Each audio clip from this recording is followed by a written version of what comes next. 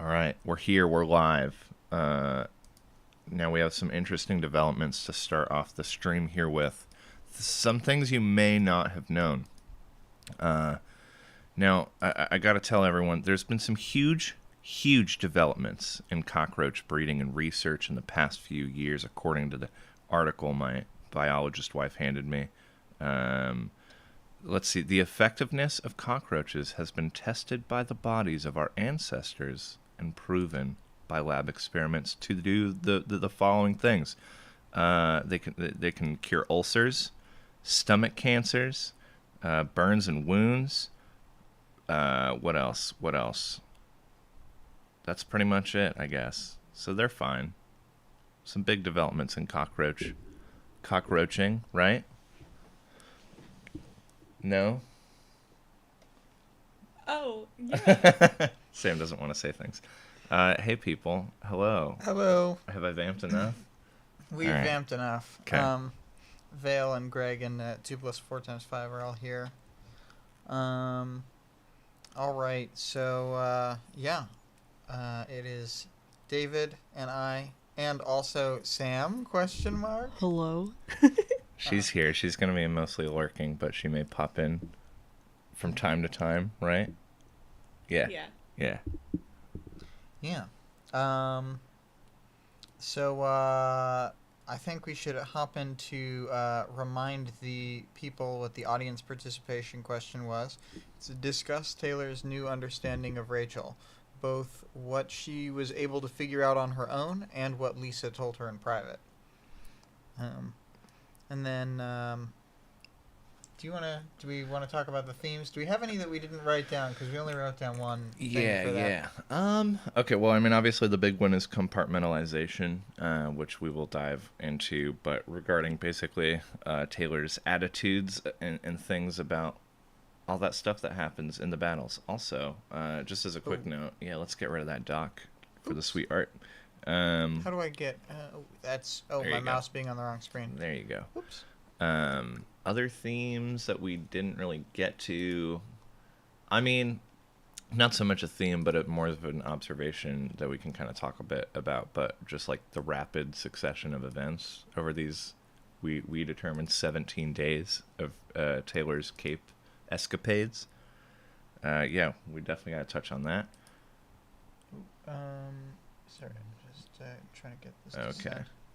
Yeah, and just for everyone's awareness, we're using a very slapdash setup in my TV watching room right now. So if we're struggling with the tech a little bit, sorry. But also I hope it sounds good. So let us know if anything needs to change. Tell me if I'm too hard to hear generally, Vale, or if it was just right then. I'll try and talk into the mic better. But I have now posted that a question into the chat, and I'll just repeat it. It was discuss Taylor's understanding of Rachel, and then I don't know why I put a question mark there. Both what she was able to figure out on her own and what Lisa told her in private. Okay, cool. Okay, much better. Good. All right. Cool. Any other themes you want to touch on? Okay, so other themes. There's kind of the typical escalation of violence in each fight, like how Kaiser is clearly, I don't know. There's the villains like Sundancer and Neuter, who are basically just regular people who are trying to get loads of money and who happen to have powers, and then there's Kaiser, who's a real piece of shit, you know? Yeah, a real fucking monster. So, anyone who keeps their hands clasped behind their back during a fight is a piece of shit. Yeah, and he's attacking the he's doing major damage to those mooks, you know? And for no real reason, they don't pose a threat to him, really. Oh yeah. You know. Yeah, and and he's not the only one who represents that crazy escalation of things as well. So yeah, we can dip into that as we get to it in the chapter. For sure. Do you want to start off the thing, or should I? Go ahead and kick us off, and I'll take it away when you're ready. Okay, so Scooter starts the chapter by answering Lung's ominous "ooh" from last chapter with "Yeah, me." It is very that makes her feel so small to me. Yeah, I think it's I think it's funny that she just like stands her ground here. She's not worried about the giant dragonman. Oh hell no. I mean, at least not to the point that she thinks it will change anything. So she's just down for it either way. Yeah. Greg said if he had an apple, you can bet he'd be casually eating it mid-battle. I have Oh to my assume God. He means Kaiser. Yeah, he'd be polishing it on his dragon scales and just munching Well, on no, it. no. Oh, we're talking Kaiser? Kaiser, yeah. Oh, yeah, that would be wild if Lung did that, actually. Yeah, absolutely with Kaiser. He's everything in this chapter makes me feel like he's very smarmy. Yeah. I just keep thinking of the I think you should leave thing where it's just, yeah, I was a real piece of shit. All right, yeah, we're gonna dive right in here because this next bit in this whole chapter is pretty full of I guess references to previous body terror and more body terror. But Skitter notifies Sundancer that she made Lung's crotch rot off, in quotes, accidentally. Kaiser tells the gang that he and his girls, which is a gross way to refer to people, have the situation handled. Skitter challenges this and says if he hasn't beat Lung by now, he probably isn't going to, which Lung chuckles at. Which is pretty fucking fair, because I'm fairly certain this is far bigger and badder than he ever got in the fight with Taylor. And she got lucky by defeating him early, but yeah, by this point he is flexing hard. Lung lunges towards Skitter on all fours, and she tries to sick her bugs on him in retaliation. Luckily, Judas intercepts him. After tussling a bit, Lung yeets Judah across the warehouse, then does the same to Angelica. Yeah, he's really going ham. Yeah, not Full ham. holding back against the pups either. Also, it's kind of funny. I think Taylor very much knows the bugs are sort of a futile effort by this point with Lung. Yeah, and then Skitter nervously asks Sundancer for assistance as Lung comes to approach them again. Sundancer makes some petty excuses, but Skitter's tired of hearing this shit. Skitter tries to jump out of the way, and unsuccessfully as she's pounced by Lung, and this time is rescued by a wall of Kaiser blades, and Skitter skitters away. True to form. You can tell when Vic writes a thing, I think. Lung becomes irritated by the blockades, so jumps to grip the rafters above. His plan fails. The rafters are metal, dumbass, as he's shoved down by a huge-ass block of metal. Yeah, I mean, this is a pretty good, use of power.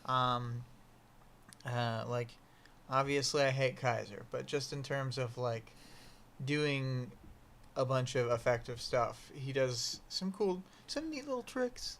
Oh, absolutely. Yeah, I thought it was pretty cool that he's basically just, there hits that point where he's just leading Lung around, just constantly throwing new blockades in his way and then pins him in. Yeah, but it ends up not mattering. No, Yeah. It's super doomed. They waited a bit too long for that to work. Yeah, so are we at Kaiser's summon, Fenya and Menya, standing at 18 feet tall, approach Lung, and as Lung tries to get up, he's held down with dozens of blades trapping him, so that's starting now. Mm-hmm. And Kaiser starts lowering a blade from the ceiling and plunges it into Lung's cage, but Lung was using his super heated flames the whole time, so he was able to melt and bend the blades and just push forward, and he's pretty pissed. And Lung can shatter Kaiser's barriers with his just big dragon claws now, so he can just start smashing away at stuff. Oh yeah. Well, and that had me curious, because the description of how the blades kept kind of getting in his way, I very much imagined Lung to be a lot more like pinned in, not able to move his limbs and stuff. But the way he's able to avoid the blade plunging into the cage, I was like, oh, there's a lot. Either the blade is not as big as I thought it was going to be, or the cage is bigger than I thought it was going to be. Yeah. And then then Kaiser starts being racist. God damn it, Kaiser. Okay, in quotes, you're an animal lung, Kaiser answered him. Even without your power making you into this. Go down.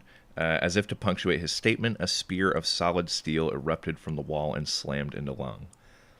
He says, your people, ... Animals, Kaiser intoned. Not 6 paces away from me, one of Lung's thugs let out a raw scream and collapsed to the ground. Dagger-like blades had pierced the tops of his feet mid-stride. As he used his hands to break his fall, another set of blades punched through his palms, which is so fucked up.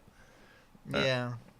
I mean, obviously they aren't the best dudes by any means, but... Well, a lot of these people are just, like, conscripted, essentially. Right. So they're, like, a lot of them are pretty much innocent, I guess, from my perspective. Oh, definitely. People who are forced to crime. Yeah, and I mean, like, even a regular ABB member, that'd be, like, a ridiculous overkill, like, I feel like, okay, not to get too spoiler forward or anything, but I feel like in later points in the book, Taylor is,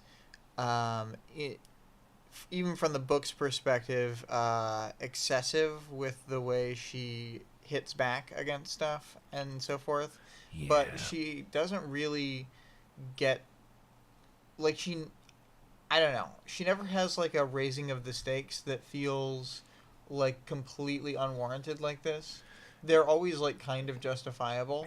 And I don't think it's just because you're in her perspective. That's what I was going to bring up, exactly. I'm like, is it because, like, her... Well, I think it goes beyond that. I just don't think that she's positioned as a character who makes as... Like, I don't know. You could put me in Kaiser's perspective, and I'm still not going to like him. Right. Well, yeah, I mean, it's probably because Taylor doesn't really have many, like, maneuvers that are a single, like, overpowered impact or anything like that. Like, she doesn't have like a one-hit KO, really. Actually, people are gonna call us out because of the psychological horror of the clock blocker nose bugs. Yeah, that was pretty that was an escalation. But that was pretty fucked up. Yeah, but it doesn't like, I don't know. I'm just imagining these ABB members kind of don't recover from these wounds, like maybe ever. Oh yeah, I mean, yeah. So like, there's just like a difference in, it's someone had talked about it on, I think it was We've Got Worm maybe, but maybe it was something else. They talked about like Taylor uses mutilation against her opponents as like a form of control. I could see it because people in a powerless position, like defenseless in that way, is typically when she does those things. And yeah, it's basically her guaranteeing her either her safety or at least like a future influence on that person. Yeah. I haven't addressed it for a while, but Vale had said about when we talked about the Kaiser eating an apple, wait, is it wrong to enjoy eating or drinking mid-battle while casually noticing trivial details instead of the fight itself? Is it? I feel like it kind of is, though. Yeah, it's a little bit. Especially when Kaiser's just doing the power move. Max Smarm. Damn that Max Anders. I'm not sure if you meant for that pun to work, but... Didn't, but perfect. All right, so Skitter yells for Kaiser to stop, but Kaiser hates women too, believe it or not. Kaiser is dramatically tormenting the ABB member as Skitter tells him this is wrong. And I did very much like this line. It's classic fucking devil's advocate shithead, but it works well here. Wrong? Kaiser chuckled. As far as I'm concerned, the moment you need to fall back on morals to argue something, you've already lost the argument. This is war. And then Vic's note here, imagine if Skitter's proclamation had worked, though. Lol. Yeah, that would not in a million years, especially with people of this caliber being the ones duking it out. That would never fucking work. Yeah. And then, it actually reminded me, I was just thinking about this. There's a Kurt quote,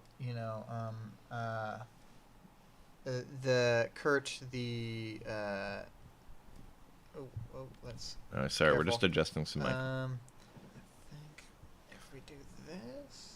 Yeah, that's exactly what you need. Scoot this so that we don't topple We're in a very over. precarious position here. Okay. Okay. Now I can, kind of face David. Yeah. That's what we keep trying to do is look at each other. This will be better. There we go.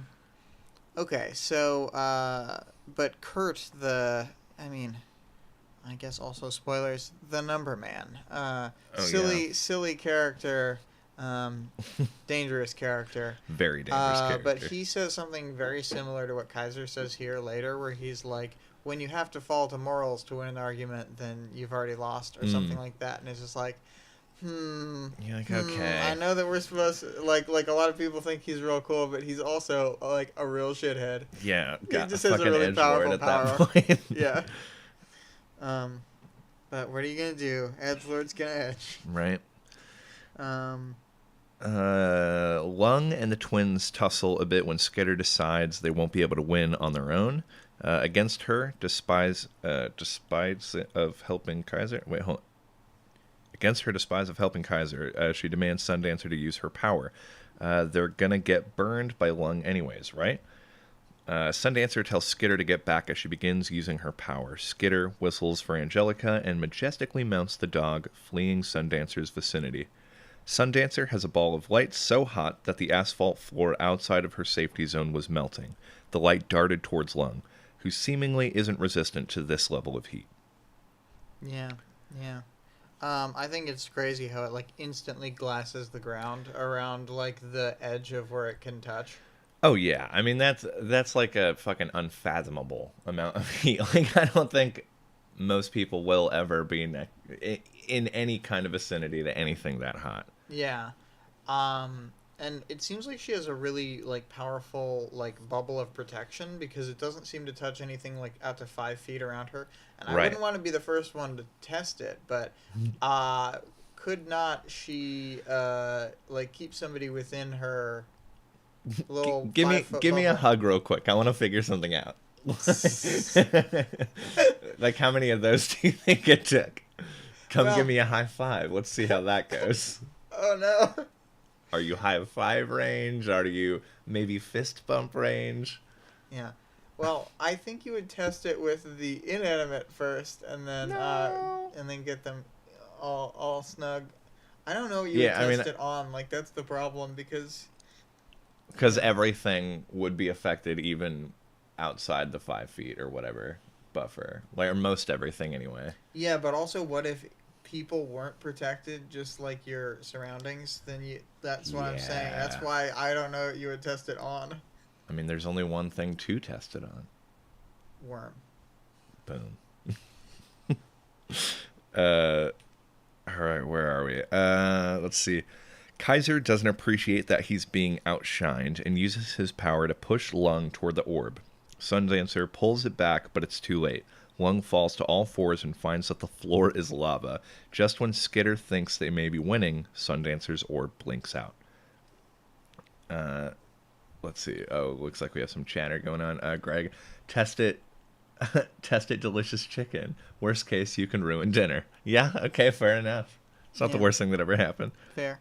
Vale says, arguing morals is literally how written, documented debate began, saying even arguing that is dumb is just amazing.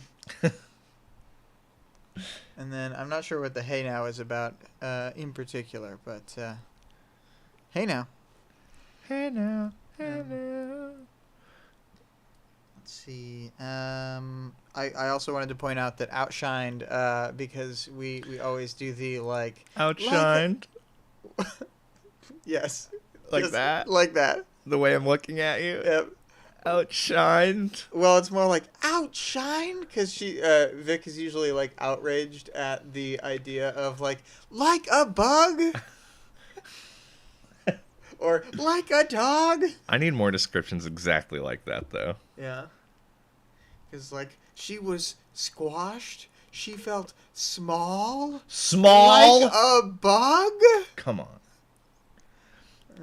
Sundance shouts at Kaiser, who lets them know he's ended it. He had impaled Lung with a spear through his heart. Skitter starts to get nervous that they'll be the next ones to fight Kaiser when Lung suddenly sprouts wings and removes his spear from his chest. Skitter swarms Lung with her bugs. This is a direct quote from the shit. The events that followed seemed to happen in slow motion. Lung repeated what he'd been trying to do as the fight opened, only nothing seemed capable of getting in his way now. He was faster, stronger, more maneuverable. You want to pick up from there? Yeah. Kaiser goes limp as Lung slams him into the wall repeatedly, then flings him away. Lung explodes 10 times as big as Skitter had seen him do before, and claws Menya's stomach. Fenya screams her sister's real name, and then I can't do system audio, but there was a thing, a YouTube link. It shall never be. Oh, we can post it in the Discord later, maybe. Yeah, Vic had put it in there. It's like, I think it's someone going Nessa as their sister gets killed. But Lung doesn't give a fuck. Sundancer begins forming a new sun, but Lung says no. And then Lung tries to murder Sundancer with fire, even though she's fireproof. The idiot. Lung backhands Sundancer, then turns his attention to Skitter. Okay, there's another direct quote here, but it just really baffles me that, like, I get why he's got the vendetta for sure, but also to sort of, like, remove people from the fight one by one just to then get to Skitter. It makes her seem a lot more important than she actually is, especially in this case, like... Well, maybe he's flexing that he doesn't have to even, like, stop her until last. Yeah, but it's also just goofy that it feels like he needs to prove anything to her. Yeah. Well, he's a prideful son of a gun. Yeah. Damn vengeance. Anyway, just me left, really. I swallowed hard, drew my very underwhelming knife, and stood straight facing Lung. Please don't burn me. Please, please. Look at this knife and see it as an insult, an excuse to trounce me physically. Which, actually, I thought that was really fucking cool. She's like, yeah, please, just kick my ass. Don't go nuclear right out the gate. Yeah.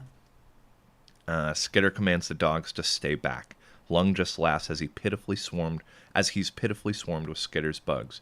Skitter quickly gives up and even pulls her bugs away. Until... ... Bitch to the rescue! Bitch! I shouted. Too late. No! And then, in the style of Neil Breen, no! No! No! But, riding Brutus, bitch busts in and pounces Lung. And then it says, in quote, Judas and Angelica began to move forward, but stopped when Lung elicited a scream of pain from bitch. No! That's Lung. For Lung? No! Yeah. It was more like, no! Lung rumbled. Stop! I shouted, stepping forward again. I'm the one you want, aren't I? It always sounded so good when you heard it in the movies. As I realized what I just said, it only sounded stupid. She's super not wrong. And then Vic says, initially wrote it as, Taylor's still concussed, okay? Oh, by the way, yeah, I wanna point out, Vic did all my homework for me on this one, so just big shout out to Vic. Thank you for doing all the notes for this episode. Yeah. Just want to get that out of the way so everyone knows the credit does not go to me. It's okay. Vic writes a lot of the scripts. Okay, good. Skitter joins bitch in being manhandled. Lung holds her in his fist, his thumb and forefinger around her neck. As he begins to squeeze her like a toothpaste tube, Skitter flies an annoying-ass bug in his eye. He drops bitch and holds her under his foot to address it, but suddenly... Sorry, I was looking at the chat. Damn it. I tried to cue him. Lung begins to sag, not even holding Skitter firm enough to keep her in his grasp. My feet touched asphalt, and I backed up a few steps. He rumbled. Don't fucking underestimate me, I snarled in response. I don't know if he heard me. I hadn't even finished the sentence before I had to skip backward 2 steps to avoid being crushed beneath him as he collapsed face first to the asphalt. Yeah. And then, just to get back to L chat. Oh, yeah. So, Vale said about the hey now, or maybe not, it was weird on the timing on the earlier conversation, but come here and give me a hug. I want to test something. Made me laugh. Okay, That's what he good. said. And then Greg said, Kaiser pulling a real Sora here, yelling, "It's over!" The classic Sora line. If you ever played Kingdom Hearts 2, you know that he yells that at like the end of every combo chain. So he just, yeah. Every time. Not every single one, but it's like It's over! It's like a third chance or something. So it's like very likely it happens constantly. So throughout the battle, he's endlessly yelling, "It's over!" Yeah, that is not a good look. And then Vale says, she destroyed him in a fight. He can't stand that. Yeah, it's true shit. I definitely get why he's on that vengeance kick for sure, but also like it just tells me how he doesn't really hold himself in that high of regard. Like he can't take one on the chin and just continue to be a powerful badass. He has to go and prove to the little girl who beat him up, like, you don't get to do that against me, Lung. I'm Lung. Man-faced dragon man. Yeah, and I want to point out, despite the fact that Vic was uncomfortable with how tiny his face gets, his face is regular human face on the giant dragon. And I just think that's hilarious. We got a slightly, I would say that is a ×2 embiggened head. Yeah. Which actually really demonstrates how silly it is. I love the art depiction of this very much, but just out of the design from Wildbow, like, why the X mouth? Why an X mouth? Well, I think he's just a lot more alien than like a regular dragon because he doesn't actually turn into like a dragon. He's got like tiny head, and it's Dragons don't have tiny head. Tiny head, X mouth, and then like he probably has like pit ears rather than like ears, and like they probably sort of melt away on his face. And apparently, is like as he transforms, and this is the part we didn't get to when reviewing the doc, but I actually do talk about it in Lung's character section. We can just talk about it right now. Sure. I think when she looks at him, when Kaiser is very racistly attacking the mooks, then she's like, I couldn't read his alien expression. And Lung's power is like from his trigger event when he was in this like drug-induced state where he was about to overdose and die from being like literally pushed into a pile of cocaine, I think. Jesus. Or whatever it was, and then he's just being shoved into it by someone who's pretty martially adept, etc. And then eventually he has the trigger event to counteract his heart like going crazy and like starting to basically heart attack. Yeah. And so his induced state, and this is like a half-formed thought, so I never finished the paragraph. No, about go it, for it. It's like his alien way of communicating in this, and his like inability to like communicate through facial expressions, etc., or even through speech. Like he can understand people, but he can't express himself in a way to be understood. And I think that that's like physically because of his alien biology or whatever, but but the way it's like expressed. Yeah, the way it's like the metaphor is like the powers taking that away from them, the trauma taking that away, or like the altered state, because it's not when he's in his normal state. It's not that he's lost the power all the time. Totally. It's only when he's in his altered like combat form, which is meant to like through the trigger event mimic the altered high, reality. Yeah, the like high state of having used a bunch of cocaine. Yeah, I hadn't really thought about it that way at all, but that's kind of fucking dope, actually. I mean, yeah, because in many ways, like, he doesn't have full control over his normal faculties, just as you would on probably a wild cocaine trip or whatever it is. Right, and he's got to keep like pushing the boundaries with the fights to keep increasing his dragonness, and he's got to, which is like similar to stuff that has like really quick come downs. Right. Always chasing that high. Also, just big shout out to Greg. Lung went from being neutered to being neutered. That'll really set in later, I promise. Let's see. It's not dope. It's cocaine. It can be both. Sorry. All right, back to our script. Bitches like WTF? Skitter explains that she had her cockroach mush dead caterpillar bits covered in neuter juice in Lung's eye, hence the neutered to neutered. Luckily, it was strong enough to still work against Lung. Skitter calls Tattletale, but is greeted by Regent. Using their code, she lets them know they are in the yellow zone. Regent and his group are in green. After some urging, Skitter is passed off to Tattletale. Skitter is just calling to verify that Lung will heal from pretty much anything, right? After confirming this, they quickly end the call to get back to business.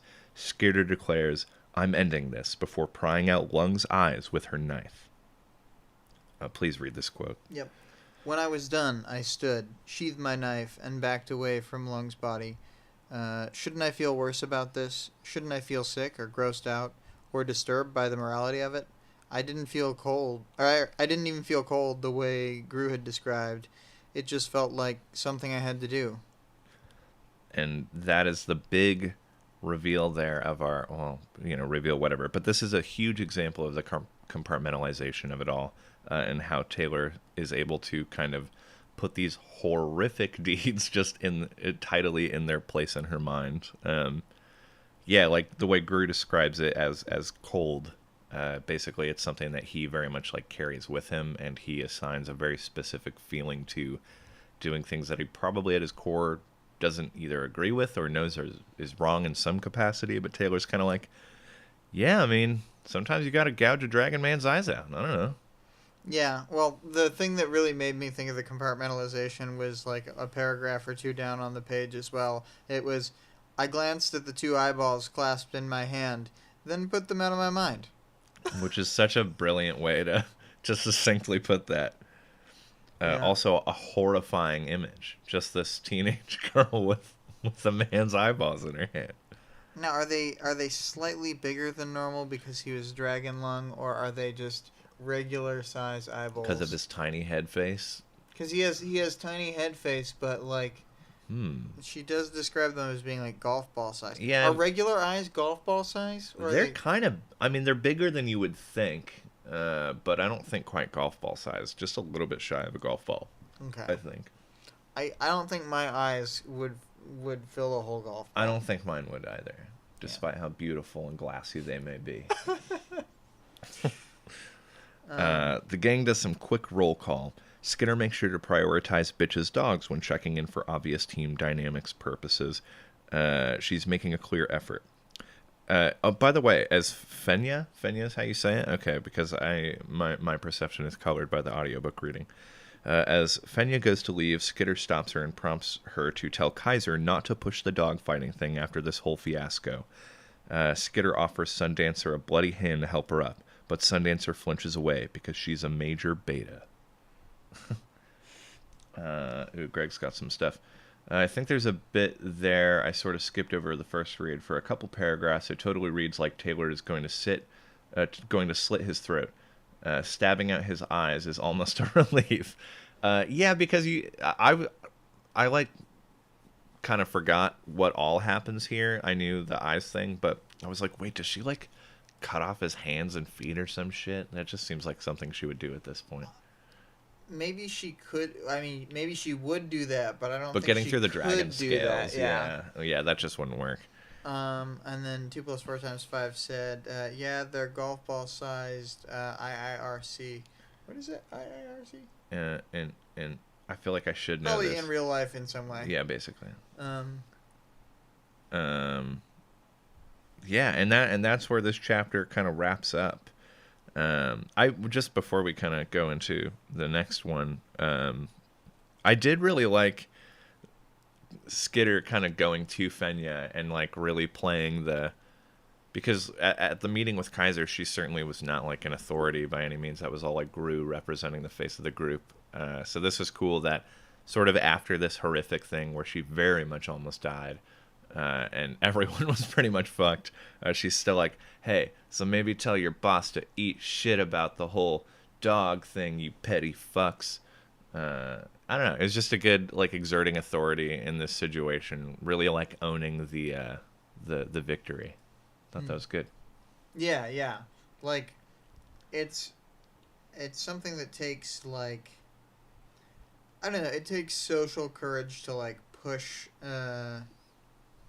something like that even in like a regular scenario, and Right. she's dealing with like some real assholes. Some real assholes, some very powerful people. But I imagine, well, actually, probably not. I was gonna say, I imagine if it had been Kaiser himself who was like, consciously escaping, and she had the chance to say that, I was gonna say she probably wouldn't because he's an actually powerful dude. But I feel like she probably still would. I think she definitely would still be like, "Eat shit, Kaiser." Yeah, I just think it went over better because it wasn't like he wasn't around, and Right. he's like a real like he's one of those pride dipshits. Yeah, yeah, and in this case, she could clearly kind of like kick them while they got their tail between their legs a little bit. Mm-hmm. I just do the same move to him as she did to Lon. Yeah. Um. So the IIRC is, if I remember correctly, Okay. Vel Cool. says, keep in mind Taylor was in a real bad place to begin with, and this is hours-ish after the school meeting. Yeah, maybe hour-ish is actually right. Greg says, Dragon Eyeballs sounds like they'd fetch a pretty penny. Suddenly, every little piece from Pete's Dragon is running through my mind. Oh boy. Any final chapter thoughts on this one? I think it's a good fight. I think it's got like a lot of interesting stuff going on because there's like this is like bank robbery levels of like amounts of powers going on in the same like scene. Yeah. Because this is major powers are the growing big and small power. Yep. The or aka big dog small dog power. And then you've got stabby metal power. Mm-hmm. You've got lung power. Yep. You've got Bug power. sun dancer bug power.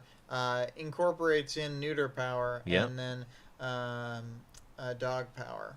So that's like 7 major powers that you can't explain the fight without. Yeah, actually, pretty much exactly. And yeah, I mean, I guess the bank robbery had a lot more going on because of the multiple scenes sort of aspect of it, but like because of Gru's darkness, the fight could be cordoned off and be different things. This is all one sequence. Yeah, with yeah. everyone present being there the whole time. Mm-hmm. And like they're constantly taking actions that make sense. In like Kaiser's waiting for the right moment and like, I shall poke you into the sun now. Right. Always like waiting to strike and stuff. Yeah. Oh, and maybe this is something you address in the characters section, but one thing I really liked about this chapter, and the one before it, but it's when Taylor starts kind of realizing that she can really just set her bugs to do shit and walk away. Yeah, I didn't get everything I wanted down in that section either because we were sort of, working ahead and I had my trip. Normally I write all morning on Saturdays, but I just didn't want to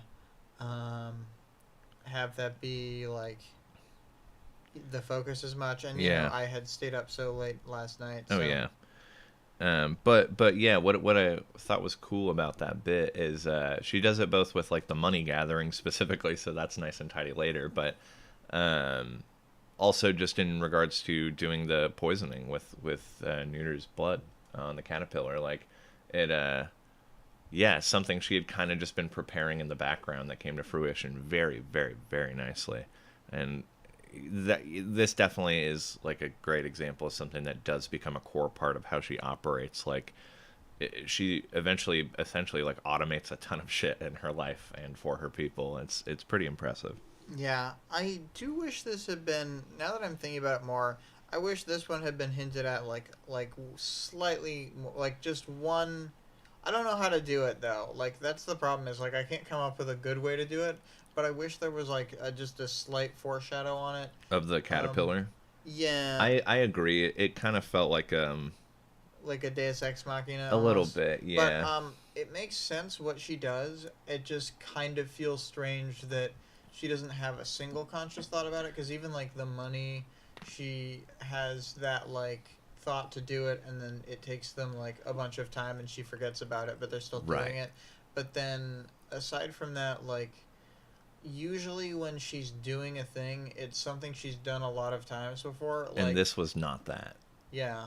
And yeah, I mean, it does kind of stand out because Taylor generally narrates us through literally fucking everything, and to not have something like as big of a play as that kind of queued up, I don't know, it's a little. There are several times when I think it really works when she's like, I didn't know if my plan was gonna work out, like if I had enough time, and so she's doing like she's got a lot of trick, things going on, yeah. but things are in motion. Then you don't see the trick until it really happens, and in this case, it's just that she never mentions that she has it, like in her own mind, like I need to buy time, or like if I can just get it, whatever. She usually does think like that. Yeah. So.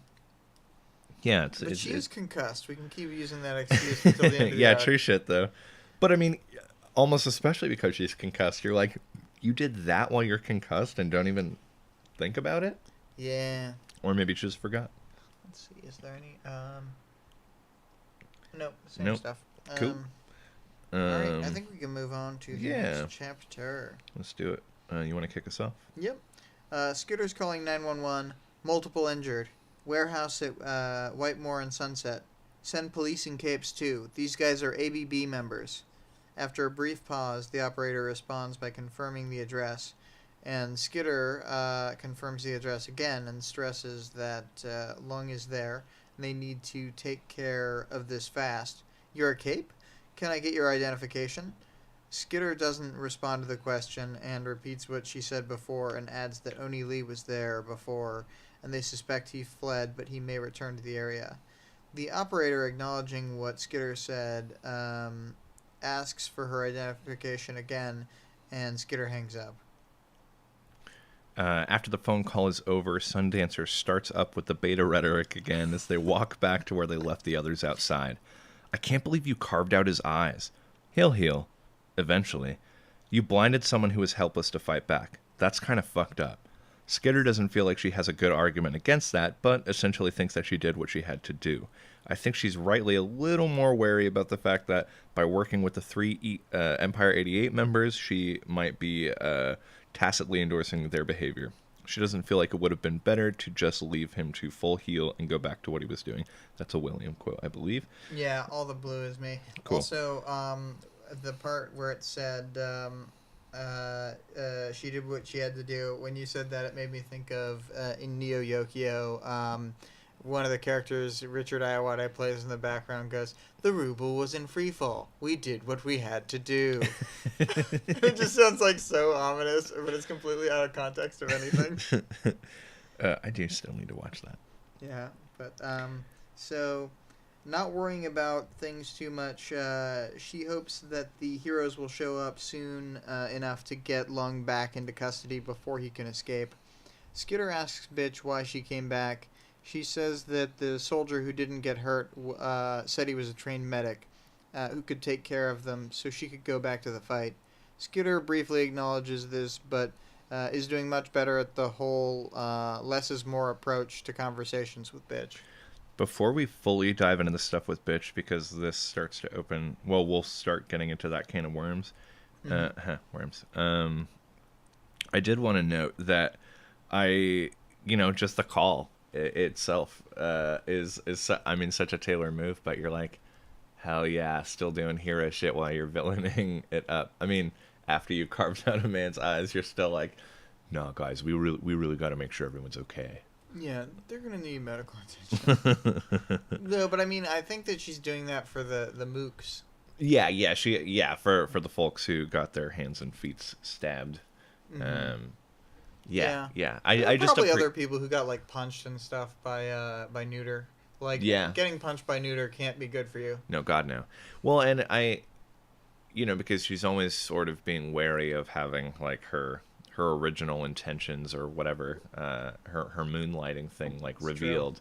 So it's interesting to see her sort of just doing this, like, not under any particular cover, just like being like, yeah, we need to get these people taken care of, and then kind of moving on. Yeah, but the thing is that they've split from the Empire 88 people, and like I think the other villains, even like just the mercenary soldiers, are all like amicable enough, and they understand that like more collateral damage is actually bad because I suppose that's true. Like it increases possible charges on them and stuff, and like if you kill somebody, it's automatically like a way bigger deal for obvious reasons. Yeah. And so if they like get all these people like patched up and stuff, then their rap sheet isn't as bad.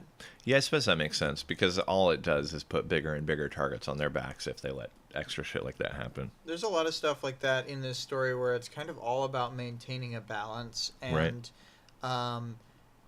building up a reputation and wealth while still like not, like you said, putting too much of a target on yourself. Right. Yeah, it's just cool. I it's one of those things I appreciate and makes me, if we're to really picture the whole, villains and capes kind of thing, I'm like, yeah, no, it makes a really good case for there actually being villains who are really just looking to take care of people in a way that, I don't know, the overarching powers may not allow them typically. Right, yeah. Where were we? Vic's alive. Welcome, Vic. Cool. Overdid my nap. Kudos to you. That's how Saturdays are supposed to be. You missed us reading your script. I thought it was pretty good. We had a lot of fun with it. Thank you. So yeah. And then I think we're at this part that says when they get back. Yes, yeah. I think that's for you. Yeah. When they get back to the others, the injured soldier was lying unconscious, but Neuter is awake and all bandaged up. You made it, Neuter grinned. She admits they barely got out of there and asks about him. He says, I'm tougher than I look. Benefit of my, unique biology. Skitter is feeling awkward and just says, cool. Neuter lets her know that the soldier told them she saved his life. The medic soldier is still shocked that Neuter is awake at all. Neuter thanks them and looks at each of the three girls. That cool reaction is just absolutely perfect. So we joked about this when we were listening to it this morning. So it's not in the doc per se, but I thought it was really funny that it kind of comes off like a little bit calloused, just like cool. All right. Well, that's like one way to read it, but I thought that there's a way to read it where it comes off that like all of her like, yeah, no big deal. Here, have this bag of money. Like it just sort of seems like she's kind of like into Neuter, but like really awkward. It's like cool. Yeah, cool. Yeah, cool. No problem. Yep. Great. We saved your life. Fine. Cool. Yeah. Okay. Sure. I guess. If you say so. Like I don't someone know. just trying to act aloof. Yeah. Oh yeah. I partially got the idea from Vic talking about Taylor being into Neuter. Yeah. Apparently in Summers Rock, she's like, he was kind of good looking if I got past the unusual appearance. She's so nonchalant, says Vic. Yeah, absolutely. Skitter gives him the no prob dog, and Moo sings along as she's worried about getting swarmed with heroes and or cops after what they've just been through. Neuter asks about the army of roaches that brought the money from outside and piled it near Labyrinth and the soldiers. I forgot I did that. It didn't feel right to leave the ABB's money behind if we wound up retreating, so I had my bugs haul it out of there. Everyone might as well take a bag. This is part of her aloof coolness. Everyone might as well take a bag. I mean, I guess. Neuter is a little shocked. Skitter mentions that it's not sorted, so it's not an insult if they end up with a bag of ones. They're still all quite happy and take a bag of money. After one is taken by each of their temporary allies, there are 3 bags left, and none of the rest of them complain when there are 3 left for Skitter and Bitch. Oops. Kind of doubled up there. Vic said Neuter probably thought it was hot. And then Greg says, makes sense that Taylor would be a scaly. Ooh. And we did confirm in one of the other chapters that despite however amphibian he may be, he also has scales. Neuter's a character I completely, I think, forgot about until rereading again. Did you see the? I know you're not always up to date on this stuff. Did you see the neuter art that 2 + 4 × 5 made? Oh, I didn't. I would love to see that real quick. Let's go ahead and. Oh, you know what? I'm gonna give you my live review now. It's oh, so good. that's fucking awesome. Yeah. Oh, that's so good. Yeah, it's I always forget his name. It's like the awesome character from Hunter x Hunter who I love but don't know their name. No, that's pretty boss. Good take. Yeah, it was a reskin because we talked about it like that being my mental picture of it. Oh, and yeah, then yeah. just like on the fly, boom. Well done. Yeah. Oh, and you know what? If at any point Sam wants to take a picture of that art. Oh yeah, Sam drew Lung this very morning. Yeah, while we were listening to the chapter, Sam did some arts of Lung as Dragon Man, and it's very good. She's skittering off to go take a picture. Yeah. All right. Vic, oh no. Oh yeah. Oh yes, Vic. Exactly what you're not hoping to see is what you're going to see. Skitter asks if Labyrinth. Oh no, that's not. It's not that you'll be outshined. No. It's a very tiny head on a very big dragon boy. The head is so small. Yeah, you're gonna get ASMR levels of small from David's voice. ASMR small head. Okay, that means nothing. Skitter asks if Labyrinth is okay, and Neuter tells her this is basically normal for how she is. She's just non-responsive like that. Skitter offers them a ride, and Neuter says they'll head through the sewers and that infection won't be an issue for him because his biology is toxic to bacteria and parasites. He's never been sick that he knows of. Skitter feels like she wasted some time with the whole sanitizing the wound business. Coil's guys don't need a ride, but the medic thanks her for the offer. The spotter carries the sniper away on his back. It's like a metaphor. Wait, okay, explain that to me. What are we saying here? I was just joking about like the sniper needing the spotter to be able to do anything. But okay, so I'm posting it in other art, and then I'm gonna try and bring up. What I'm gonna do is I'm gonna drag this to the other screen. It's gonna look real janky. Just bear with us. Oh, we can do it. Oh, I don't know what you've just done. How did that? Oh, you know what? It's because the viewer thing. Oh yeah. Is, okay. Well, we'll just post it. No. Well, early art change. The reveal. I really do want to show off this. Here, let me see if I can. There we go. Now we got it. Oh, you got it. And then we go. Here is Sam art. Yep. We'll get it like that for a bit. And, get that doc out of here. How do we get that doc out of there? Doc, get out of here. I don't know how to do that. There we go. Okay. Well, there we go. There you go. Some sick, sweet, beautiful art. So we'll get that for a little bit. Tiny lung head. Sam is hiding her face from you all on the stream. Let's see. Vic says, "Oh, the art is very good. Crosshatch game strong there," says Greg. You can hear bashfully being like, "Thank you, thanks." Thank you. Oh, Vale's stepping away for a minute. We will totes post the art on the Discord. Yes. And then let's see here. It's a metaphor. It's like a metaphor. Ah, yes. Sundancer is heading the other way, so they say goodbye and head with Neuter and Labyrinth over to the manhole they are using. Okay. Neuter catches Skitter staring at his interactions with Labyrinth, leading her down the street by the hand as she does, or as she idly follows along and asks if Labyrinth is autistic. Neuter says that they thought that initially, but it seems to be entirely brought on by her powers, and she wasn't known to be mentally ill before she got her powers. A little freaked out by the implication, Skitter asks, "That happens?" "Sometimes. Getting powers fucks up your body," he gestured to himself, using his tail, which was still holding the paper bags. Sometimes it fucks up your head. Bad luck, but you deal with the cards that you're dealt. Or with the cards you're dealt. Yeah. And Vic had said, autism, best Taylor quote. She's so graceful, isn't she? Yeah, exactly. She's really good at social situations. So this is a whole block that's just quote. Oh, I replied. I wasn't sure how to respond. A cold, quiet horror crept up on me. My powers had something to do with my brain. I could remember how crazy I'd felt right after my powers showed up. That torrent of nightmare images, signals and details from my bugs. I still had bad dreams about it. How close had I become to being like that permanently? Yeah. Yeah, pretty spooky stuff, actually. I mean, and like, I don't know, that's just for like a more real life version of that.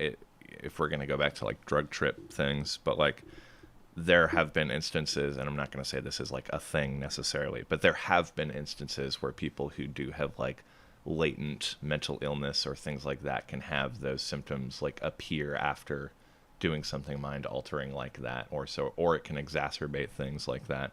I've heard DMT can have that effect pretty bad. I've heard that is sort of linked with certain like specific. It's usually schizophrenia, I believe, is one of them. Yeah, that's one that I've heard. I don't want to like. I don't want to. This is yeah.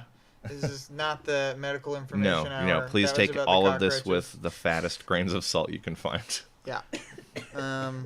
So. Yeah. But. Yeah, spooky stuff. Yeah. And the powers more so because like they are like because they're a magnification of any real life thing. They just take things to such extremes. Absolutely. So yeah. Yeah. Neuter doesn't really pick up on the internal horror of Skitter's heart and lets her know that Labyrinth has lucid days when they can communicate with her more directly, and says that all of her powers have drawbacks. Skitter says yeah, but doesn't think she has any downsides or drawbacks like what they're dealing with. Neuter says the stuff she makes with her power is prettier than it used to be, and points out the manhole cover, which she alters to have a hinge to open with and a staircase that leads into the sewers. Neuter thanks them, and Skitter says goodbye. And time to art reveal. Revealed. This is the 5.10 art of the aforementioned sewer, which is now clearly pimped the hell out. Mm-hmm. The door pops up on a hinge. It's dope. That's how all sewer doors should be, quite frankly. After they're gone, the ground goes back to how it was before Labyrinth altered it. And Bitch and Skitter are the only ones left, and Bitch offers a hand to help her get up onto Brutus's back. As they run, Skitter revels in the feeling of her hair flowing in the wind. She feels like this is a good way to wind down from the extreme double adrenaline rush that she got from fighting Oni Lee and then Lung back to back. They ride for a few minutes, taking a circuitous path that she doesn't really keep track of. When they get back to the beach, Bitch dismounts and Skitter follows her lead. Vic is saying some interesting things about the stairs. Okay, listen. I know it's supposed to be spiral staircase, but in my research, spiral staircases have to be at least 5 feet diameter, and manholes are smaller than that. No, I think it looks fantastic, and yeah, I don't. It could also like. It could be that it's like the kind of spiral staircase that winds around the edge of like a wide downward passageway, like you know, like a castle tower. Yeah. Rather than like the spiral where it's all around one. Right. Yeah. So maybe that's just the beginning, the entrance to it. Yeah. I mean, there's ways to do it. We can just pretend. It looks great anyway.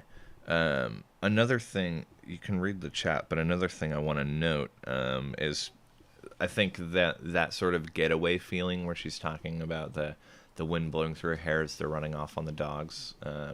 Second time we've gotten to see sort of like that victory run after the bank heist, I believe, was the first one, right? As a group. I mean, this one's just Rachel and Taylor, but still good callback. Yeah. So Vale says it's a perfect non-Euclidean spiral. Powers. And then Greg says, and the worst fight of all, the school administration. Earlier in the day. And, like someone, I think it was like Vale or 2+4 said, was that was like an hour or like maybe 2 hours ago. Yeah, like pretty recent. All of this stuff is happening and so goddamn quickly. Mm-hmm. And then Vic says, hence normal stairs. Thank you, Vale. Okay, getting back to here. So did you get down to the bottom of... We're just at change art, but I can Yes, yeah. Okay. Sorry. So... Oh, no, I had gotten to the bottom of that next paragraph. Oh, Skitter follows her lead. Yeah. Yes. Okay. It's early enough and this is far enough away from the boardwalk or the nicer beach areas that it's deserted where they are. Bitch tells the dogs, go home, and they head into a large drain that used to have a now broken grate covering it over. Skitter suspects they'll go back to the loft after the transformation subsides. After Rachel takes off her mask, she metaphorically scoffs at Skitter, telling her they can't walk back with her in costume. I don't have a change of clothes with me, or stashed anywhere. Well, that's fucking stupid, she answered me. I wasn't thinking ahead when I decided to go. Sue me, I challenged her. This is very like sisters banter right here. Yeah. Sister. Tia and Tamara. So in the chat we've got Vale says, I believe to Vic, if you ever feel like it, post your stuff on Discord too. I link out to friends. A couple join just to check it out. You do art of so many cool parts of the story that have no other art around them. And then Vic said, okay, Vale, I'll do it this weekend. Oh. Vale says, there's no pressure at all. It's so good, though. Worth sharing. Yeah, I didn't want to put too much pressure on that either, but I really did.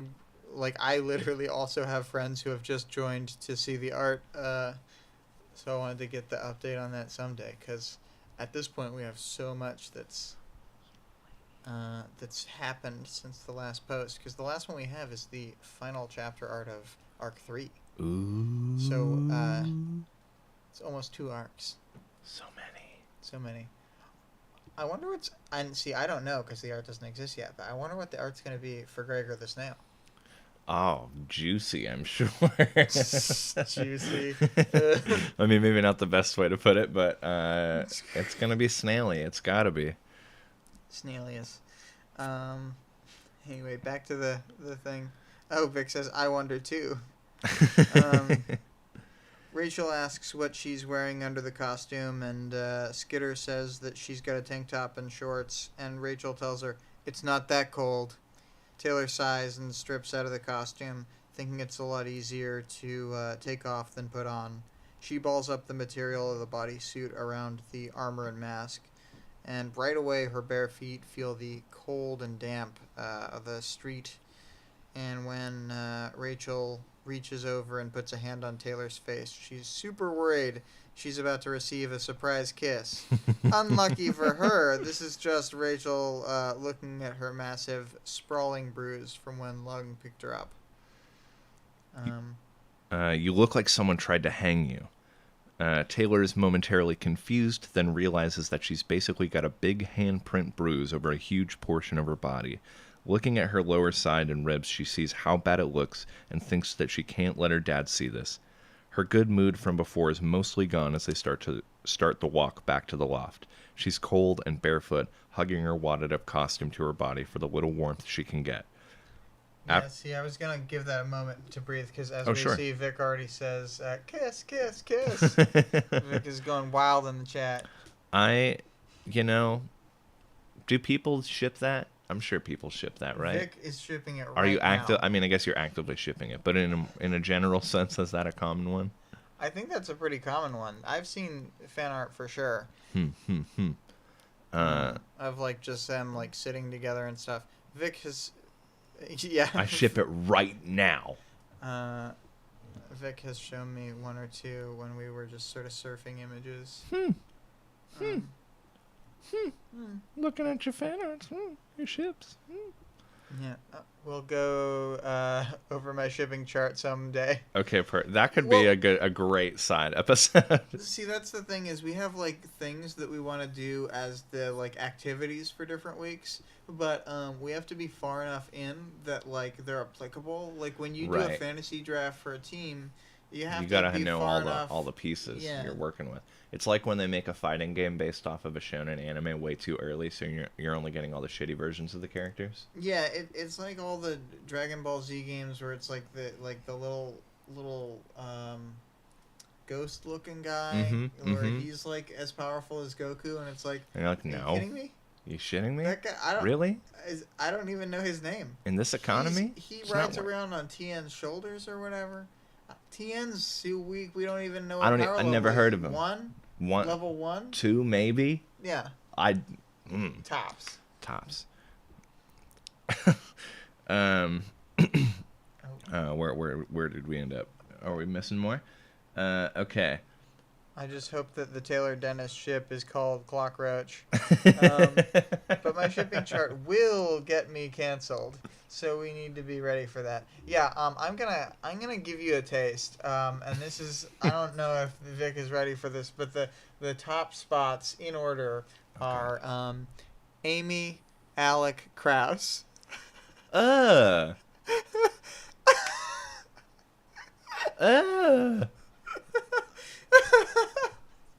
Really? Now that's good radio. Okay, I mean, some bold fucking picks. Yeah, we're definitely gonna need to have a whole fucking episode about this, because I need that explained in detail. Top 3. Also, the top ship, I believe. Now, I hope I'm not like wrong about this, but I do believe it's Taylor Amy, or maybe Amy Taylor. I don't know what the order. Do people really like that? Vic specifically. That seems like well, okay. If I gotta step back and really think about it, I gotta step back and really think about it. I mean, is this with the context of Ward, or are we talking like Worm era? Worm era, and Vic is now currently on arc 6 of Ward. Okay. So you do have, so you know what you need to really know about Amy. Fuck. I mean, as far as like what they could achieve, some big stuff. As far as the people they are together, that sounds god awful. Wouldn't Amy be like way too codependent for Taylor? Like, Taylor seems to be like a lone agent 99% of the time. They'll be fine. Which is why her and Gru work. Kiss. Kind of. Oh, I don't want to spoil things. Vic says, it makes it look like I have a problem. Taylor, Amy is my fave. Think about it. Worm. They hook up before Amy does the big fuck up. Okay. Amy is super popular in the fandom at large. Taylor saves her. Kraus, less so. Greg had the 2 comments about the popularity. But yes, if Vic is right, if they hook up before Amy does the big fuck up, then Taylor saves her. Yeah. Vale says Amy x Taylor, the most horrifying. You complete me. Oh God. And then Vic, Kraus, heart. I'm surprised it wasn't Kraus and then the face with the dreamy face with 3 hearts around it. You know what I mean? Yeah, I mean, I like Kraus. It's not about that. That I just hadn't really considered all that much.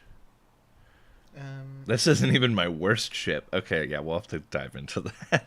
Yeah, we'll figure out your worst ship later. Vic says, I don't think I can do this. Okay, we'll get back to it then. I'll just pick up where we left off. After they walk along for a bit, Rachel puts... Or is this where... Yeah, okay. After they walk along for a bit, Rachel puts her jacket over Taylor without saying anything. It's got dog supplies, which Taylor doesn't think are normal cape supplies. But when you're a dog cape, then dog supplies are cape supplies. Yep. Taylor earnestly thanks Rachel, which Rachel doesn't want to hear. She justifies that people would stare at Taylor's injury Then when Taylor thanks her a second time, it nearly breaks down into Rachel taking the jacket back. And when Taylor offers to give it back, Rachel doesn't respond, and they continue walking on. Taylor laments how she always has a hard time thanking people and making it sound sincere. And the time that she's basically sure she did, then Rachel takes it the wrong way anyway. And that has that nice moment we were also talking about this morning where Rachel's like, that almost makes me want to take it back. And then Taylor's like, do you want me to? Like, do you want to?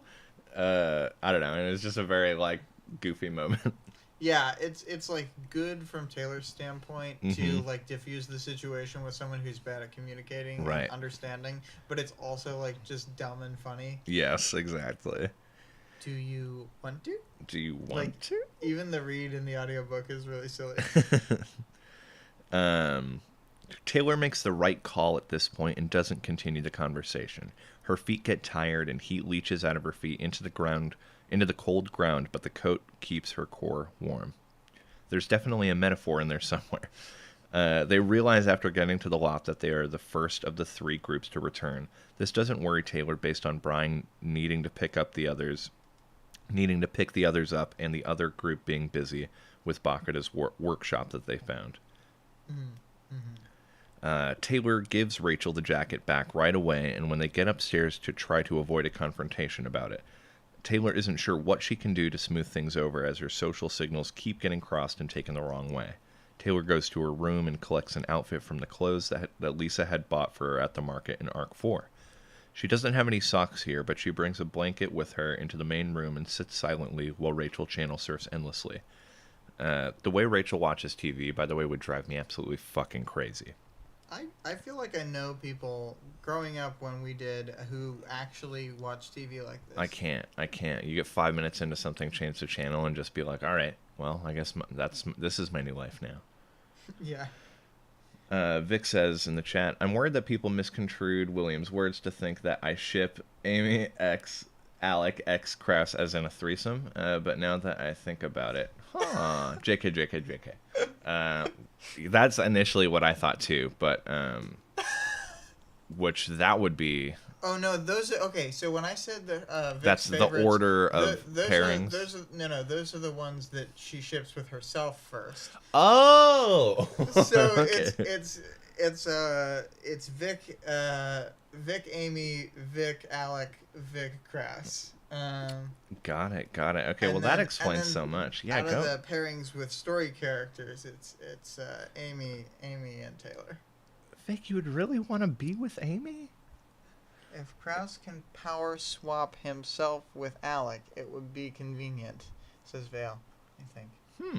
Krauss's power would be to take over people, and Alec's power would be to also take over people. To swap positions of things. Yeah. Because power swapping implies that he gets the Krauss power. I'm not sure I understand. I'm too dumb. I'm okay, we'll get into it later. All right. Where'd we go? Mark and Arc 4, she doesn't have any socks, blah, blah, blah. So, almost falling asleep on the couch, she thinks about something she doesn't want to accidentally forget about. She forces herself to wake back up and asks Rachel, as best as she can, if she sounded sarcastic to Rachel when she thanked her. Rachel starts to get mad right away at being asked a question. Keep your wondering to yourself, she snapped. Then Taylor offers to pay her to answer the question with the money bags they grabbed and not tell the others. And then I'm going to read this first paragraph of quotes. Yeah. Her eyes narrowed. We're supposed to split our take 5 ways. We earned that, right? The both of us. I won't tell the others if you don't, and I'm saying you can have it all. Not sure how much it is, but it'd be yours. Is this a trick? No trick. Just answer my question. You can even tell me to get lost after. I'll go to my room and grab a nap or something. Bitch sits back into her chair and glares at Taylor, and she asks, so, what I was asking before when I said thanks, did you think I was sarcastic? Did you think I was genuine? What? Don't know. Oh, wait, no, I get it. It's, Vale is saying that, like, Alec would be up in there, and then Kraus would switch places with him. Oh. Oh, Okay. I got it. And Okay. then you know how I got it was Vic's XD, because it made Vic laugh. That's how I knew that that's what it was about. Hot damn. Wow. Um, Yeah, so- no, I could see it. Yuck, but I get it.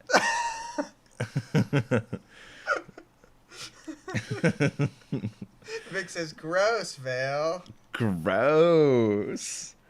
Okay. Did you think I was genuine? What? Don't know. You mean you didn't know, or you can't remember, or I said I don't know? Fine, I sighed. Whatever. Money's yours. That easy? I shrugged. You said you'd get lost if I asked, she pointed out. I nodded, gathered the covers, and retreated to my room.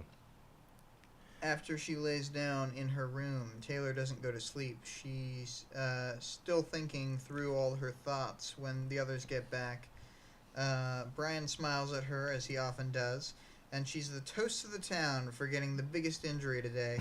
Alec, Brian, and Rachel discuss the different raids the three groups went on, and Lisa brings Taylor to the kitchen to ask if she's okay. Taylor says the injury doesn't hurt much despite how bad it looks, and says she's feeling better about the school thing as well. Lisa knows that Taylor is still distracted about something, and says as much. What do we got? Another XD, and oh god, my joke had to be explained and in detail. I am so embarrassed. Yeah, no, I'll hit people with the shocking and horrifying explanations, you know. Blunt force joke trauma. I'll be so dumb that I will force the German joke to happen, where you explain the punchline of the joke. Taylor brings up talking to Neuter about Labyrinth's mind being altered by her power, and Lisa says, "You want to know if there's anything wrong with you that you don't know about?" "No," I shook my head. "Wait, is there?" "Nah. So what's up?" Tattletale, being nice and cheeky. Some would say she's almost too casual to be believable. Some would say this. Not me, of course. Never me. Yes, to No. be read in like an R.M. Brown fashion, like a... No, some are saying that she is not to be believed in this moment, but I would never say that. No. I would never imply such a thing. Mm-mm. Vic says, "I'm sure that injury will hurt worse tomorrow, as bruises tend to do." Ugh, yeah, I can only imagine something so enormous. Well, yeah, and that's, just to jump back to, I think it was in 5.8 when that happens, super impressive of her costume to not just get totally obliterated while her whole body. 5.9 while she's being grabbed. Yeah. Yeah, it gets called out by her. She's like, it couldn't cut through the fabric of my costume, but it wasn't reinforced, so I was still crushed. Yeah, and you'll see kind of instances like this, like the damage she sustains in some of these battles definitely influences like how she changes her costume later on and stuff like that too. Taylor says, "Bitch," and Lisa immediately knows where she's going with this. Taylor says that she's been thinking it through, and Lisa says, "Tell me what you're thinking, and I'll tell you if you're wrong." Taylor has connected the dots that Rachel is able to read body language, but not faces, and Lisa confirms that her thinking has been altered by her power, so her natural abilities that tended in the same direction are amplified to allow her to communicate better with her dogs. Taylor asks if, when this changed in Rachel's brain, it maybe overwrote her abilities to read human social signals in faces. Lisa confirms that this is more or less the case. All the cues we give to others as part of regular conversation, she doesn't get them. She probably couldn't learn them with a year of concerted effort. It's not just that she doesn't get it. The most basic interactions are messed up by the canine psychology that's hardwired into her head. You smile at her and ask her how she's doing. Her first thought is that you're baring your teeth at her in anger, and she has to remind herself that you aren't. But even after that, she's probably wondering if you are being sarcastic, or condescending, or kind, or whatever. She knows you aren't shouting at her from the tone of your voice, but we don't always raise our voices when we're angry, you know? Yeah. And she falls back on the one thing she does get, canine behavior, because it does work on a level. Bids for dominance, eye contact, pack hierarchies, and establishing territory, all adjusted and adapted to her human life. So she's not really a sociopath. No, not so much. Taylor asks why Lisa didn't let her know, and Lisa says that Rachel would leave the group if she realized that her power that let her be closer to her dogs is part of the reason why she's not able to connect with the other people. Taylor understands, and Lisa warns not to talk about it again on the off chance they're overheard. Taylor asks if the others know, and Lisa says she can't tell Brian because Rachel can read him really easily, and Alec isn't trustworthy with a secret. Alec would forget and let it slip as part of a joke. He doesn't get the gravity of stuff sometimes. Given that our favorite lovable scamp is always trying to lighten the mood and lift others to joy with his humor, they know that it's best not to tell him. Yeah, exactly. That's his goal. He's always just trying to lighten the mood, make everyone real happy. Go ahead. Lisa gives Taylor a mug of malt chocolate, and she's been making, and goes to give mugs to the others. Taylor stays in the kitchen to think about this. She wonders if Rachel's violence and hostility are to distract and protect herself from the lack of ability to socialize with other humans. Taylor's also smart enough to realize that at least some of this comes from having had an extremely difficult upbringing, and then going from being in foster homes to being homeless and pursued by the cops in capes for years. Vic's comment in the chat. It's funny that she can read Brian easiest because he has a man brain. So close to a dog brain. True shit. So true. And then, if you want to read this last little... Taylor is able to realize that Rachel has a much harder life than her, despite all the trials and tribulations that she goes through on a day-to-day basis. Boom. So Taylor's expressing empathy. Oh my gorp. Oh my god, we love to see it. She's growing as a people. I also have to say, I said Alec, Brian, and Rachel, but in the actual chapter, it's Alec, Brian, and Bitch started talking about their individual adventures. And I had just put in the script, Alec, Brian, Bitch, ABB. The call was coming from inside the house. Oh, beautiful. You know, not a big important thought, but it is interesting to see at this point in the story who calls bitch Rachel and who calls bitch bitch. Bitch. But it's interesting because clearly, like Tattletale and Gru are typically referring to her as Rachel, but Taylor's not quite at that level. And this is clearly, I think these moments are where Taylor's really trying to like get into that head as much as possible to finally understand and work. I don't know. I don't know. At least maintain the kayfabe. Yeah. Thank you. Perfect. Yeah. You mean Hellhound, right? Yep. Hellhound. Everyone. Famous Cape Hellhound. So famous. So Cape. So Hellhound. Any final chapter thoughts on this one? I think it's one of those really good arc denouements. It's obviously we get you could consider the interludes that, but for the Taylor chapters, it's a good post action. Yeah, I think so too. And it's nice to see like the characters kind of working through some of what they had just experienced with each other. And what's funny, or not funny, but like it's interesting, I think that in this case the primary thought that Taylor is having is about Rachel and her conversations with her and like how that dynamic is going, rather than the insanity that just ensued not very long prior. Yeah. No, it's really good as a cap off in that way, and I also think that he's using these chapters to he has from the end of arc 4 onward expanded more and more chapters that have multiple locations in one chapter. And this doesn't just have multiple locations, it's like they move through the space of the city, through like a huge portion of it, and they like have little time skips between scenes, and like there's just like several. It's just not afraid to shift from one thing to another, whereas like the early scenes, a lot of them, like a whole chapter would be a single scene. Yeah, exactly. And it's kind of nice with this one with this batch, because they're like, they do the classic split the party thing where you a lot of narrators would probably take the time to one by one go through each of those stories and try and weave them together, but this kind of just keeps the action where it's important and trusts that, I don't know, the reader knows that those other characters are going to do what those other characters are expected to do in a way. Yeah, and like we get to hear about other characters' powers as like a preview from this. Like Lisa will later talk about like Trickster and Genesis, and Brian will talk about who is it? Who's he with? He talks about Night and Fog, I think, briefly at one point. I think you're probably right. I can't remember.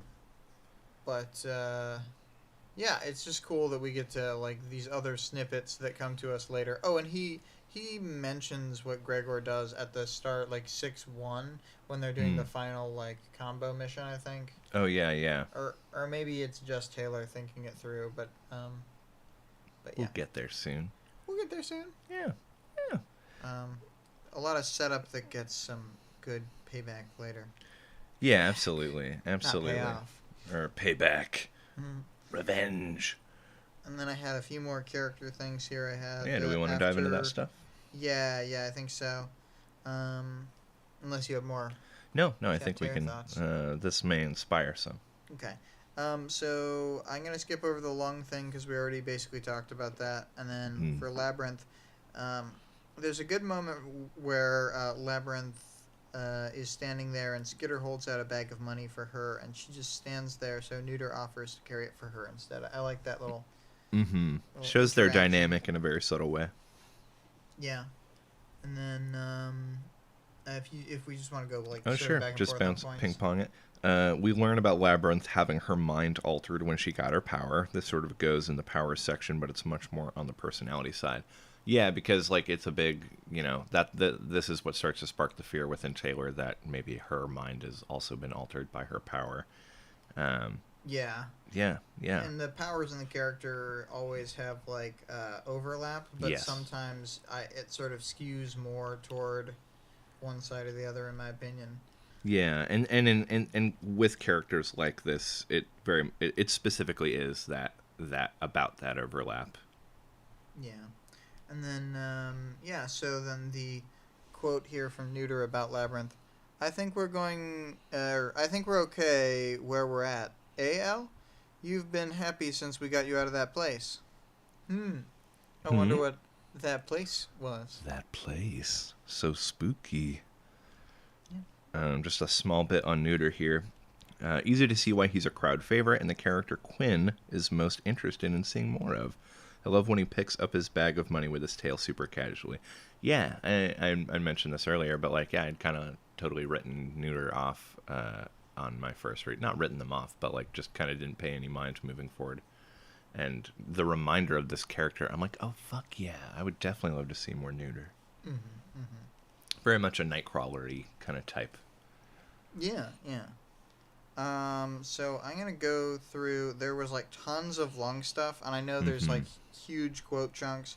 I just felt like I couldn't really summarize a lot of this. No, I say let's dive in and skim where needed. Yeah, we'll just, so he craned his neck to look at Kaiser, and I shivered. His neck alone was nearly as long as my torso, and thicker at the base, tapering down to a more or less normal-sized head. What was creepier than that was that he'd bent his neck in a U shape to look behind himself. It was a movement that a gymnast would have been hard-pressed to perform with their back. It wouldn't be long before he just wasn't recognizable as something who had once been human. He lunged straight at me, passing between two of his people, moving on all fours. So this is just a lot about his physicality and his demeanor. Yeah, I really just like the way he's described and stuff, and it he's so strange to think of. It's very easy to think of him turning into a traditional Eastern dragon or whatever, but this is very much not that, in my opinion. Yeah, and that's the way I think I would have originally envisioned it. He's just what is that show? Jake Long, what is it? You know, American the one. Dragon. There it is. I didn't watch that show, but it's been many moons. I don't remember it. Yeah. But yeah, I think you could easily take that kind of interpretation of it where it's just like an anthropomorphic dragon man. But this is way more fucking interesting and way spookier. And if you saw it in a visual medium, like a realistic style one, it would be fucking Yeah, he'd terrifying. be like grody and Scaly in still all the put wrong up, places. We're gonna. We'll go back to the long art. Yeah, how did I do that before? Fantastic question. Where I pull up the dock on this side, and then I double click. There you go. And then the next thing was he caught hold of her snout and foreclaw before she could do any damage, and leveraged her forward momentum to throw her too, straight at Judas. There was an almost judo or aikido kind of style to the throw, except I doubted either of them were human enough for normal moves and techniques to apply. What was more likely, I thought, was his reflexes, flexibility, and strength were on a level that sort of thing came naturally to him. That always makes me think, like, whenever they sort of describe a person or a creature that is just giant, but they also describe them as, like, super fast moving, it always makes me wonder, like, how that gravity really is thrown around and, like, how impact and momentum really affect them. Yeah, I think because he doesn't have like a standard form that works in like normal sizes, he's not like a scaled up, like, in a lot of media you'll just see a large size whatever. Right. But he's just like this totally bonkers like format that can work at this size, Yeah. It would just be so interesting, especially given like that his neck is craning in these weird shapes to kind of guide his movements and direct his attention. It would just be so interesting to see that play out. Yeah. Greg says he's not just scaled up, you say? Oh my God. Scaled up. Anyway. A square pillar of steel as tall and long as an 18-wheeler speared downward from the roof, straight at him. It caught Lung in his midsection and shoved him down into the ground, hard. A few seconds later, the weight of the block of steel tore it from the section of ceiling it was rooted in. It didn't hit anyone as it dropped down, but I could guess it would have killed someone. I could feel the impact of it striking the ground in my bones. And Bones. I just pulled that out to show, because I did these in chronological order too. Like his growing strength through the fight, he takes this hit like it's like not even a big deal. He just gets right back up. Mm-hmm. And it's like, Murder Town attack on most people. But there was more hot metal that wasn't a result of the impact. When I looked again, I saw Lung had avoided the blade. The side of the pyramid closest to me glowed a white-orange, the blades curling and sagging in the intensity of the heat. He softened the metal enough with his pyrokinesis that he could use his monstrous strength and push his way free. Enough, at least, to avoid being divided in two. So they kind of describe Lung as being, what do you call it? Like invulnerable to his own fire, but it's more than that. It's got to be like heat in a general sense, right? Because like creating molten steel or whatever out of these blades and stuff, and then pushing directly through that, like just having that on your hands would be or arms or however he's doing it. Yeah, I think his heat tolerances are just like insanely high. Yeah, off the charts. And like Taylor's just like reaching like in all directions when she's like, is it this or this or this? You know what I mean? Yeah, just trying to make sense of it in whatever way she can. Yeah. As Kaiser raised more blades around him, Lung swung his claws and shattered the metal, sending the pieces sliding across the floor. So with momentum or enough space, he could easily destroy that metal either way, right? Well, no, I took this to mean that he had grown even moment to moment in the fight from like needing to use his flames to being able to just smash them aside with his claws. Okay, yeah, that makes more sense. So like that's why I kept them all specifically in order, because it's like an increase in stuff. Curious, okay. And then the next part was kind of what we already said, that he's not really immune to everything, but he just has an incredibly high tolerance, but Sundancer's power is like on the upper end of heat powers total, like maybe the top one. Yeah, far too overwhelming for him even. It started as a flash of crimson in the corner of my eye. I looked, and I saw Lung's wings fully unfurled, like the wings of a bat, only they had silvery scales where the bat had fur. And the flesh that stretched between the fingers of the wings was the deep, dark red of blood, which is mostly just fucking terrifying. A very imposing form. It's pretty cool. Pretty I like dope. that he's a bat. Very demony. Lung grabbed the spear that impaled his chest and snapped it with his claws. He stood, and his entire midsection seemed to arrange, so he stood another foot or two taller. I love that he's constantly, like, transformer changing, slightly altering his form upwards in size. Right. It's not here, but you, in a, like, flashback scene much later on of himself, you will see he, like, breaks his own leg so that it pops back bigger. Or something like that. Yeah, I'm pretty. It's something to that effect. He does something similar. It's crazy. He lunged toward Kaiser, using his wings to carry him effortlessly above a growth of steel blades. Reaching Kaiser, he slammed the man into the wall. Kaiser went limp, but Lung repeated the process, banging him against the brick of the warehouse wall a half-dozen times in the span of seconds. When he was done, he flung Kaiser away like a toy. Yeah. I just think the power... I think I must have gotten rid of it, but I had written a portion at one point where it's basically like just the...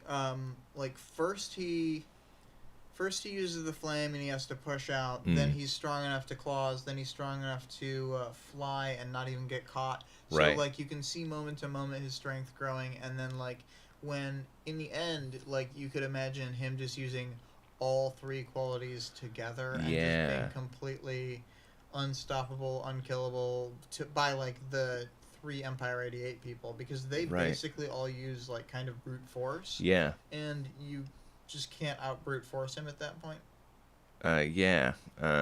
Real quick. 2 + 4 × 5. Go get that haircut. I hope it looks great. I'm sure it will. I'm glad you had fun. Yep. We'll see you next week. And I agree. Get them hairs cut. Get them hairs cut.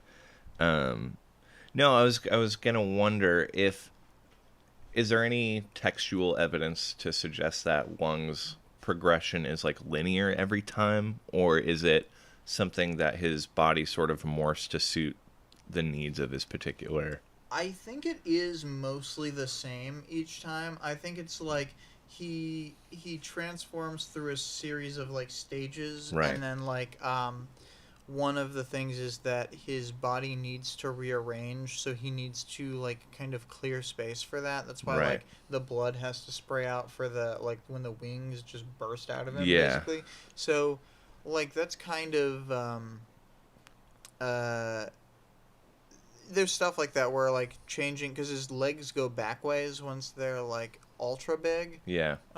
Which I don't think we even see that here. More like hoofed kind of situation, not hoofed literally, but yeah, I think they become like the reversey knees. Yeah. The ones. Protoss knees. Yes. I don't know. Maybe I'm making that up.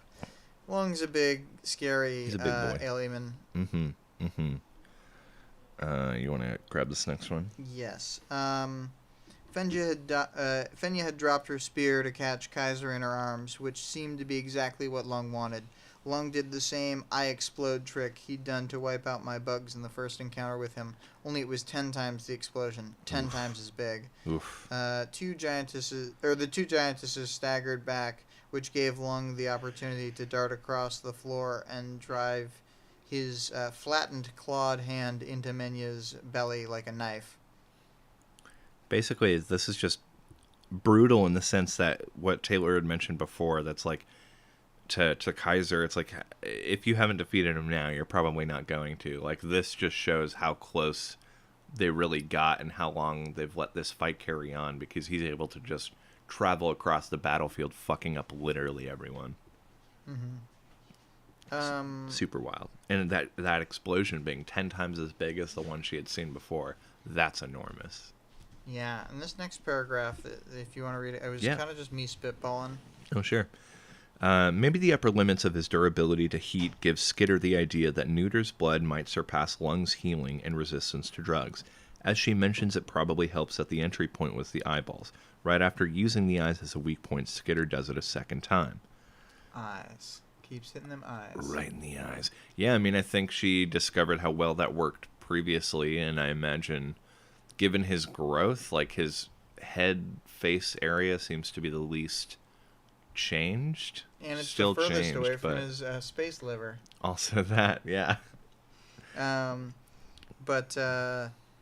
Yeah, I was just thinking about how, like, possibly that's where she had the unconscious idea to hit him really hard with it. Because, like, before she thinks about, like, oh, probably the pepper spray and the whatever Right. aren't hurting him because of his resistance to this. But then, like, seeing that, like, ultra hit of the Sundancer Sun. And, like, Neuter's kind of like that for like, drugs. As, Right. like, he is, like, an ultra version. Yeah, and basically being like, well, just kind of extrapolating, like, well, if that can do a thing, I bet this could do a thing. Yeah. That's pretty much all we had for Lung. A little kind of bit a lot, but yeah. I just felt like I wanted to talk about it since this is one of the only times for a long time that we'll get to see him transform. Absolutely. So Sundancer, her sun is like crazy hot, even for powers. She glasses the ground, and she has a proportionally powerful flame defense that seems to also affect the area around her in a several-foot bubble of cooled air. Yeah, which is we kind of got into that earlier, but Jesus Christ, seeing how, I don't know, overwhelming her power is, it's very, very good. She has that. Yeah. I am still curious how she originally tested those limits, though. It must have been either tragic or wild. Yeah. Yeah. Any other character stuff besides the few that we touched on? Well, I mean, Neuter's cool. Kaiser, I mean, we learned some stuff about Kaiser's power. Yeah, Kaiser's power, we learned how it works. And, like, I think there's sort of some implied stuff, like either the floor is metal or there was, like, tons of, like, metal bits from his previous attacks and stuff on the ground. That was what was melting and all that. But it was, like, yeah, it was kind of... Because sometimes it was described as asphalt and sometimes metal. Yeah, because what Vic and I were thinking about is when the metal comes up from below the ABB guy's feet or whatever, or like, I mean, does it punch down into the tops of their feet from something else, and then their hands fall, and then the metal's coming up? So it's a little... I assumed it was bottom up. Bottom up on both. That's okay. What I thought. So both are a little confusing. Cause yeah. Like, they require a metal floor either way, or like something metal beneath the floor, maybe. Yeah. It's just, I can accept it, but it's a bit vague. Yeah, you're not sure if is he able to create metal or simply manipulate it, I guess. I think he can only create metal from other metal. Sure. Like more refine it or alter it. Well, just like make he takes an existing bit and he just launches more out from the source. So it's still creating matter. I see. But it's creating it just from a source though. Point. It can't start from nothing.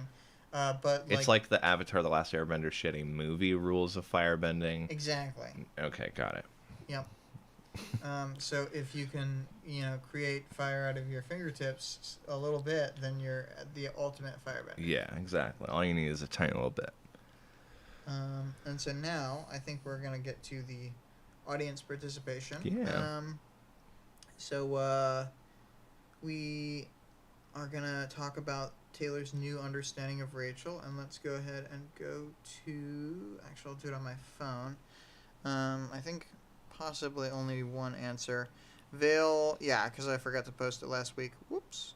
Vale says, Taylor recognizes a bit of social complexity, ironically in that Rachel can't recognize social complexity.